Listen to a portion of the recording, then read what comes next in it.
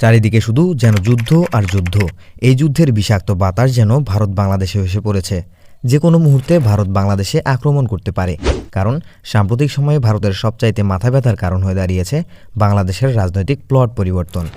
বাংলাদেশ আর কারো নিয়ন্ত্রণে নেই, আর এই কারণেই তারা বাংলাদেশকে পরোক্ষভাবে দখল করার হুমকি দিয়ে আসছে প্রতিনিয়তই।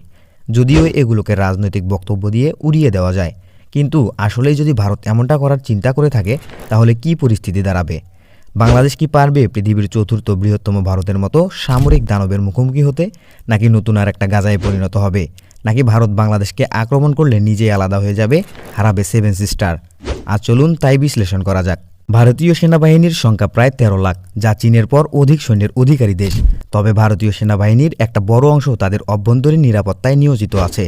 কাশ্মীর, মধ্যপ্রদেশ এবং পূর্বাঞ্চলের ৭টা রাজ্যের, যাদেরকে আমরা সেভেন সিস্টার হিসেবে জানি, সেখানকার বিদ্রোহীদের দমন করতে ভারতীয় সৈন্যবাহিনীর একটা বিশাল অংশ সেখানে নিয়োজিত আছে এবং তাদেরকে সেখানে থাকতেই হবে। তা না হলে সেভেন সিস্টার সহ আরও বেশ কিছু রাজ্য বিভক্ত হওয়ার প্রবল আশঙ্কা আছে।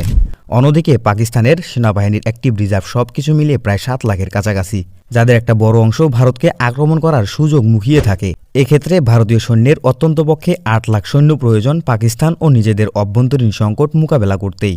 এখানেই শেষ না, ভারতকে অবশ্যই চীনের আগ্রাসন থেকে বাঁচার জন্য চীন ভারত সীমান্তে আরও ৩ লাখ সৈন্য মোতায়েন রাখতে হয়। তবে অবশিষ্ট ২ লাখ সৈন্য নিয়ে যদি ভারত বাংলাদেশকে আক্রমণ করতে চায়, তাহলে সেটা হবে নিজের পায়ে নিজেই কুড়োল মারার মতো। কেন বলছি এই কথা? কারণ সামরিক বিশেষজ্ঞরা মনে করেন কোনো দেশকে আক্রমণ করতে গেলে সে দেশের তুলনায় ৩ গুণ সৈন্য বেশি থাকা প্রয়োজন। মজার ব্যাপার হলো, আপনি যুদ্ধবিমান দিয়ে শুধু শত্রুর দেশকে ধ্বংসই করতে পারবেন, কিন্তু দখলে নিতে গেলে আপনাকে মোতায়েন করতে হবে পদাতিক বাহিনী। তাই ভারতের ২ লাখ সৈন্য নিয়ে বাংলাদেশকে দখলে নেওয়া অসম্ভব, কারণ বাংলাদেশের সেনাবাহিনীর সংখ্যা একেবারেই কম না। আর বলাই যায় ভারতের সেনাবাহিনী দিয়ে বাংলাদেশকে দখল করা সম্ভব না।